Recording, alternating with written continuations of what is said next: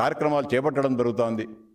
పాఠశాల విద్యను బలోపేతం చేయాలా, ప్రభుత్వ బడులు బలోపేతం చేయాలని చెప్పి వాటి ఉన్నతి కోసం కృషి చేయడం జరుగుతోంది, ప్రోత్సహించడం జరుగుతోంది, అనేక కార్యక్రమాలను చేపట్టడం జరుగుతోంది.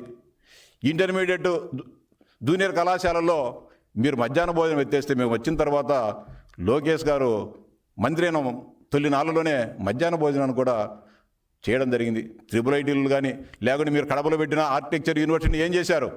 ఎలాంటి అనుమతులు లేకోకుండా పిల్లలను అగమ్య గోచరంగా అనాథలుగా వదిలేస్తే లోకేష్ గారు చొరవ చూపి వాటికి ఆర్కిటెక్చర్ కౌన్సిల్ ఆఫ్ ఇండియా అనుమతులు కూడా తీసుకొని రావడం జరిగింది.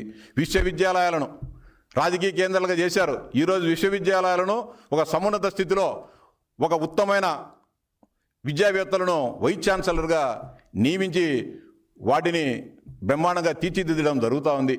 రాజకీయాలకు అతీతంగా ఈరోజు విద్యా వ్యవస్థ ముందుకు పోతానేది చూడలేక, ముఖ్యంగా యువత లోకేష్ గారి వెంట నడుస్తున్నారని చూడలేక ఏదో విధంగా డిస్టర్బ్ చేయాలని మీ ఆలోచనను యువత అంగీకరించదు. మీ వెంట ఎవరు రారు. మీరు చేసే ఈ కుట్రలను ఈ సమాజం చీకొడుతుంది, యువత చీకొడుతుంది అని చెప్పి స్పష్టంగా చెప్తున్నా, హెచ్చరిస్తున్నా. కుంభకోణాలకు చేసేది, ఉద్యోగాలు అమ్ముకుండేది మీ నైజం. ఉద్యోగ కల్పన కల్పించేది, పరిశ్రమలో తెలిసేది, ఉపాధి కల్పించేది తెలుగుదేశం పార్టీ నైజం అనే విషయాన్ని జగన్మోహన్ రెడ్డి గారు గమనించాలని చెప్పి చెప్తా ఉన్నా. ధన్యవాదాలు.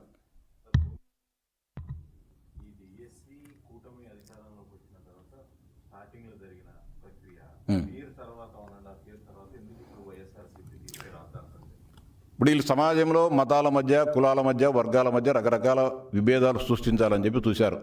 ఎవరు కూడా వాళ్ళ ట్రాప్లో ఎవరు పల్లె. ఇప్పుడు ఆఖరిగా ఒక సంవత్సరం తర్వాత డిఎస్సీలో అక్రమాలు జరిగాయని చెప్పేసి మాట్లాడుతున్నారు.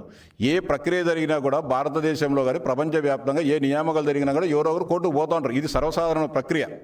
పోతుంటారు. ఎవరో అంటే నాకు వస్తుంది రాలేదనేసి ఒక అనుమానం ఉండొచ్చు అతనికి.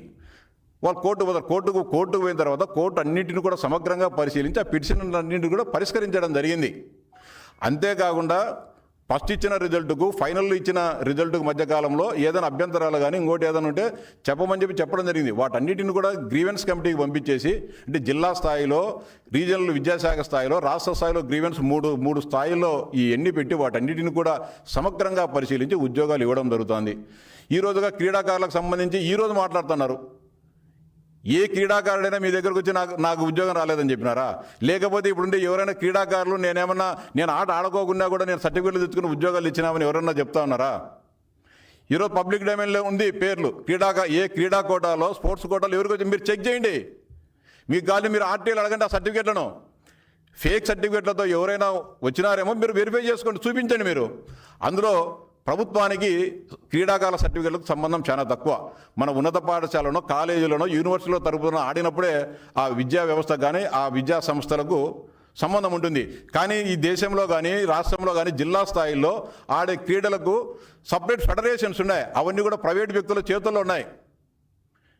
షాప్ ఆధ్వర్యంలో ఉంటా కానీ షాపుకు సర్టిఫికేట్లు చేసేది కానీ, లేకపోతే క్రీడాకారులను ఎంపిక చేసే పని షాపుది కాదు. జిల్లాకు సంబంధించిన జిల్లా ఫెడరేషన్లు ఉన్నాయి. కబడ్డీ కానీ, బ్యాడ్మింటన్ కానీ, ఖోఖో కానీ, సాఫ్ట్బాల్ కానీ, బేస్బాల్ కానీ, లేకపోతే వాలీబాల్ కానీ, త్రోబాల్ కానీ, దీనికి సంబంధించిన అన్ని ఫెడరేషన్లు ఉన్నాయి. ఆ ఫెడరేషన్లలో జిల్లాకు సంబంధించిన క్రీడాకారులు సెలెక్ట్ చేసి రాష్ట్రానికి పంపుతారు. రాష్ట్రానికి సంబంధించిన రాష్ట్ర ఫెడరేషన్లు ఉన్నాయి. వీళ్ళంతా కలిసి సెలక్షన్ కమిటీ పెట్టి నేషనల్కి పంపుతున్నారు. నేషనల్లో ఉండే వాళ్ళు ఇంటర్నేషనల్కి పంపుతున్నారు. దీంట్లో ప్రభుత్వాల పాత్ర చాలా తక్కువ ఉంటుంది. ఆ ఫెడరేషన్ల ఆధ్వర్యంలోనే సర్టిఫికెట్లు ఇవ్వడం జరుగుతుంది. దీంట్లో షాప్ పాత్ర కానీ, లేకుంటే రాష్ట్ర క్రీడా వ్యవహారాల మంత్రిత్వ శాఖ పాత్ర చాలా తక్కువ ఉంటుంది. క్రీడలను ప్రోత్సహించేదానికి స్టేడియంలు కట్టడము, వారికి కావాల్సిన సామాగ్రి ఇవ్వడము, వాళ్ళకి ఏదైనా ఆ బడ్జెట్ ఇవ్వడం ఉంటుంది తప్ప క్రీడల్లో ఫలానా వారికి సర్టిఫికెట్ ఇచ్చే బాధ్యత, ఆడించే బాధ్యత, లేకపోతే వాళ్ళ సర్టిఫికెట్లే బాధ్యత షాప్ పైన ఉండదు. ప్రోత్సహిస్తారు అంతే. కానీ ఫెడరేషన్ల ఆధ్వర్యంలో ఇవన్నీ దొరుకుతాయి. మీరు కావాలంటే ఎవరైతే ఫలానా మీకు ఏదో అనుమానం ఉంది, రామ్ గోపాల్ రెడ్డి అనే వ్యక్తి క్రీడా కోటాలో ఆడుకోకుండా కానీ క్రీడా కోటాలో అతను ఫేక్ సర్టిఫికేట్ తీసుకొని వచ్చేసి ఉద్యోగం మీద నీకు అనుమానం ఉందనుకో, ఆర్టీ కింద అడుగు. రామ్ గోపాల్ రెడ్డి ఏమేమి సర్టిఫికేట్లు పెట్టినాడా, ఏ ఆటలు అన్నాడని చెప్పి అడగని ఇస్తారు కదా. హక్కు ఉంది కదా నీకు. అడుగు, వెరిఫై చేయి. ఆ ఫెడరేషన్కి పంపి ఒక క్రీడాశాఖ అధికారులు వల్ల క్రీడాశాఖ షాప్ అధికారులు వెరిఫై చేసినారు. అందరికీ ఏదైతే ఇతర రాష్ట్రాల్లో నేషనల్గా ఆడితే ఆ రాష్ట్రాలు ఎవరైతే ఫెడరేషన్కి ఇచ్చినారో వారికి పంపించినారు సర్టిఫికెట్లు. ప్లస్ విద్యాశాఖ అధికారులు వీళ్ళుగానే ఆ కమిటీలో వీళ్ళుగానే 3 అధికారులతో కమిటీ వేసి సమగ్రంగా క్షుణ్ణంగా అందరినీ పరిశీలించిన తర్వాతనే వడపోసి ఒక చిన్న అనుమానం కూడా లేకుండా క్రీడాకారులకు సంబంధించిన ఇవ్వడం జరిగింది. చూపించండి మీరు. నిజంగా అట్లా ఏదన్నా జరిగినాయంటే మీరు చూపిండి, అడగండి, ఫెడరేషన్లకు పంపిండి, పలానాల సర్టిఫికేట్ ఇది కరెక్టా కాదా అని చెప్పి తేలుతుంది కదా. అన్నీ ఏమి లేకోకుండా ఊరిగా బురద చేస్తాం, మేం కాదు కదా కడుక్కోవాల్సింది, మీరు కదా కడుక్కోవాల్సిందని చెప్పి చేయడం కరెక్ట్ కదా. అందులో 1 సంవత్సరం తర్వాత ఇది తీసుకున్నా అంటే ఒక కుట్రకోణం, దీనిలో ఒక కుట్రకోణం ఉంది. ఈ కుట్రకోణాన్ని కూడా ఛేదిస్తాం.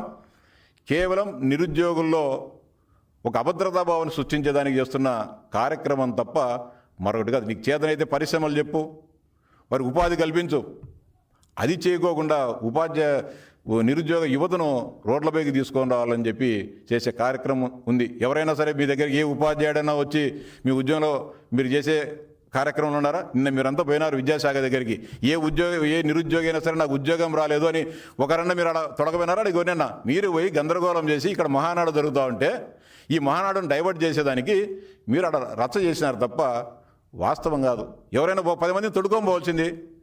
మీ దగ్గరికి ఎవరన్నా వచ్చి ఉంటే మాకు అన్యాయంగా మాకు మెరిట్లో ఉన్నా కూడా మాకు రాలేదని చెప్పి మీ దగ్గరికి ఎవరన్నా వచ్చింటే అయ్యా ఇదో ఈయన పలానా ఆయన రాలే, పలానా పుల్లారయ్య, ఎల్లయ్య, సీనయ్య, ఇదో వీళ్ళ అర్హత ఉన్నా కూడా, వీళ్ళు మెరిట్ లిస్టులో ఉన్నా కూడా వీళ్ళకి ఉద్యోగాలు రాలేదు, ఎందుకు కానీ రాలేదు మీరు ప్రశ్నిస్తే ఏమి లేకోకుండా మీరు ఏందో పోయి చీమల దండు పన్నెట్టు పడిపోయి అడవి అధికారులను బెదిరించేది కరెక్ట్ కాదు, సభ్యత కూడా కాదు, సంస్కారం కాదు మీకు.